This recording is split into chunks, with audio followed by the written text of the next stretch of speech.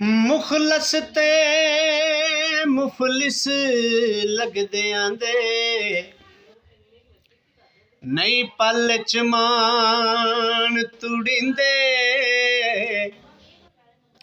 जेड़ा आप तो वध के प्यार करे नहीं इयो जै सजन सटींदे बेफैज तो जर साईं संगतां दे नहीं भरम वकार रखींदे लजपाली राठ सदींदे कम ज़रफ नहीं राठ सदींदे शिकर दुपहर वे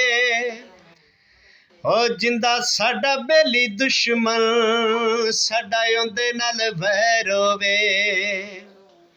बेली तां